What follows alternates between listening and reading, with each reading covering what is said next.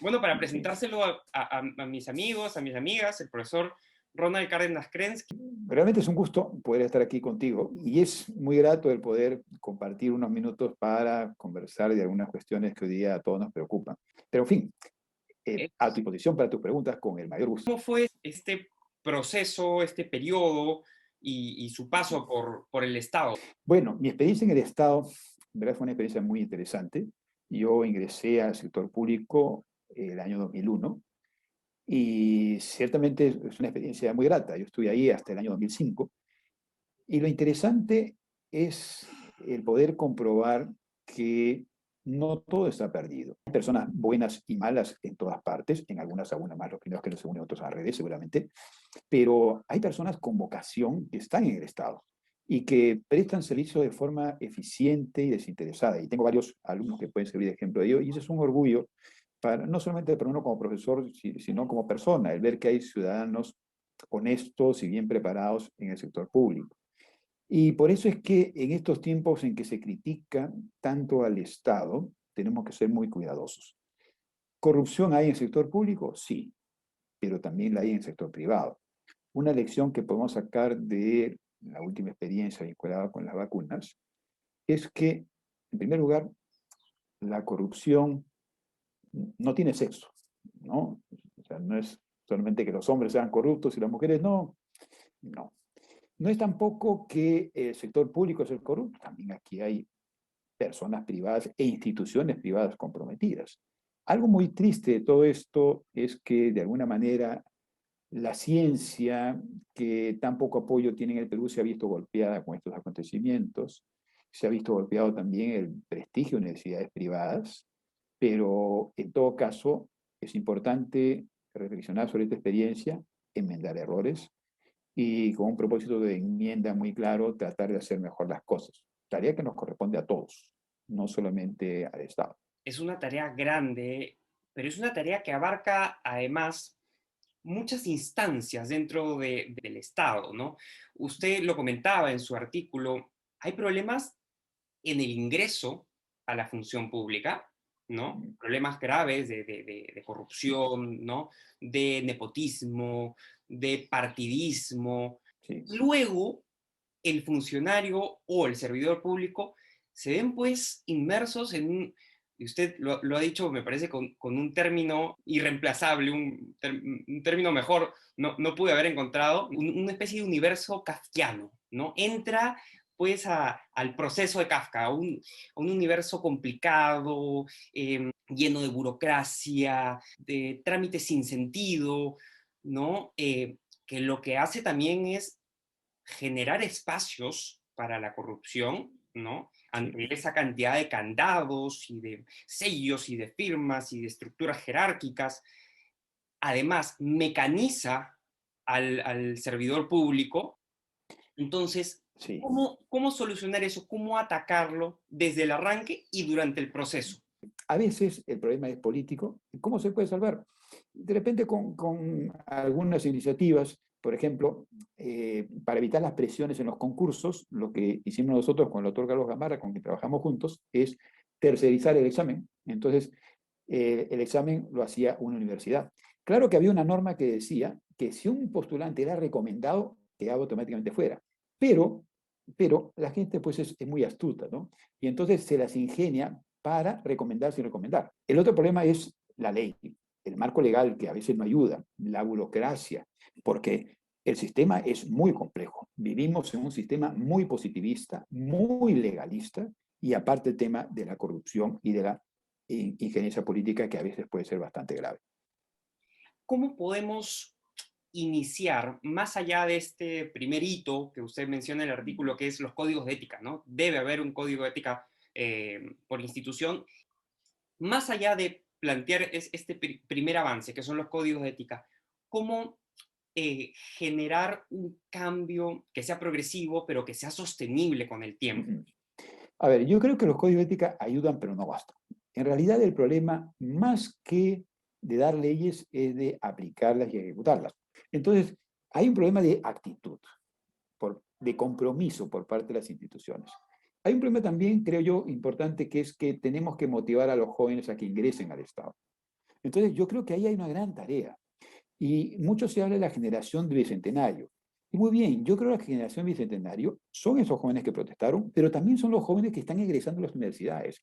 Aquellos jóvenes, sobre todo, que en estos tiempos de pandemia se están esforzando, están estudiando, son esos jóvenes los llamados a tomar las riendas del país para hacer una sociedad mucho más justa, hacer un Estado que sea mucho más equitativo. ¿Cómo lograr que quien desea participar de la administración pública entre con la idea de que tiene que servir al Estado y no servirse del Estado? El asunto de la pandemia ha puesto en evidencia lo mejor y lo peor de nosotros. Y esto lo estamos viendo en distintas manifestaciones. Y eso es algo que nos debe llevar a la reflexión. Y creo yo, creo yo que este asunto de las vacunas es muy sintomático.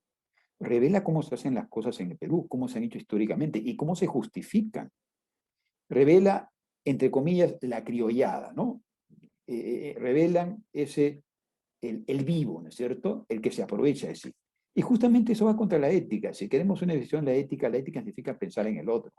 Y entonces, también tiene que ver algo de racionalidad y de inteligencia, pero también tenemos que tener presente que todos tenemos una responsabilidad, sea que seamos funcionarios públicos o sea que seamos privados. Tenemos que partir de ser más honestos, de pensar éticamente, de ser capaces de pensar en el otro, porque solamente así podemos desarrollarnos. ¿Cómo compatibilizar esta idea de construir país, ¿no?, con una alta tolerancia a la corrupción y a la vez algo que no ayuda a nada, ¿no?, que es la falta de fiscalización y la falta de castigo, ¿no? Mira, yo empecé diciendo lo siguiente, ¿no? En el Perú no solamente hay este lagarto del que habla el libro, hay varios lagartos más y hay varias lagartijas, esa es la verdad, ¿no? Pero bueno, yo creo que si bien es cierto, la corrupción es un problema social, lo peor para una sociedad es cuando esa sociedad se acostumbra a la corrupción. En el Perú, la corrupción no es un problema que atente contra el orden social, no, porque la corrupción es parte de la estructura social y eso es lo más terrible. Y entonces nos hemos acostumbrado a la corrupción, como ha dicho efectivamente. La corrupción no puede ser algo que se normalice. ¿Se necesita una mayor conciencia de la ética kantiana? ¿Podríamos ir por ese camino del deber, del imperativo categórico de hay que hacer el bien porque hay que hacer el bien? Creo que habría que apuntar a una ética humanista. En una sociedad que se ha vuelto utilitarista, tenemos que rescatar el humanismo. El utilitarismo es, me vacuno como sea. El utilitarismo es pago por conseguir una cama, pago por conseguir un nombramiento, ¿no? El fin justifica los medios. Y esa es la cultura que está muy difundida entre nosotros, lamentablemente. Entonces, frente a eso está una visión personalista, una visión humanista, en donde puede estar Kant, en donde puede estar también McIntyre, distintos autores pueden contribuir en esto, pero para decirlo en términos mucho más sencillos, yo creo que es importante, en primer lugar, tener presente la importancia de buscar el bien. Tener presente que no se trata de buscar mi bienestar, sino el bienestar de la sociedad, que finalmente nos beneficia a todos. Tener presente que cada persona debe ser considerada como un fin y no como un medio, y ahí está Kant. Tener presente también la importancia de la virtud, ¿no? Se habla hoy en día también de la ética de la virtud. Rescatar las virtudes, la virtud de la honestidad, la virtud de la lealtad, etcétera. Entonces, por ahí también creo que tenemos que trabajar. Sin embargo, vivimos en una sociedad donde todo el mundo se cree dueño de la verdad, donde nadie acepta estar equivocado, nadie. Ese es un gran problema y que va amarrado con otro. El ser capaz de aceptar estar equivocados tiene que ver con la humildad, tiene que ver con la honestidad, tiene que ver con la capacidad autocrítica. La tolerancia significa buscar juntos la verdad.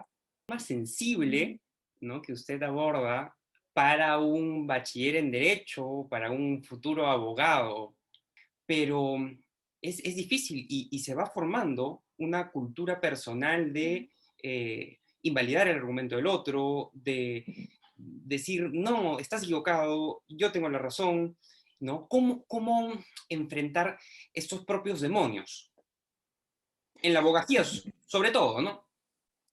Bueno, sí, ahí hay que hacer un gran trabajo de exorcismo, ¿no?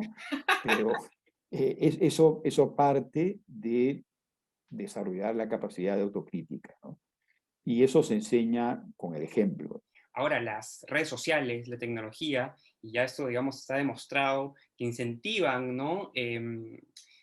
La polarización, ¿no? El like, el dislike, que hace que además los algoritmos te lleven por un camino de una realidad que está creada para ti, ¿no? De una Sí. cantidad de contenido que está dirigida hacia ti, que te hace pensar que de pronto todos están de acuerdo con lo tuyo y que tienes un respaldo grande. ¿Cómo lidiar con esto, no? Que la tecnología Bueno, no nos está ayudando. las redes sociales, ¿no? Tomaron su nombre de la idea de integrar, ¿no es cierto? Esa fue la idea de la red. Hoy en día, las redes sociales son redes porque nos atrapan, porque nos tienen atrapados, ¿no? Y claro, hoy día se podría decir, en vez de pienso, luego existo, dame like, luego existo, ¿no? Entonces, eso pone de relieve la importancia de la formación personal, la importancia de la conciencia ética. Pero, claro, todo esto depende de, pues, llevar este proceso de desarrollo tecnológico de la mano con los valores y con mucha inteligencia, ¿no? Con mucho tino. Por ejemplo, antes de la pandemia se criticaban mucho a las redes sociales, qué barbaridad, que nos separan.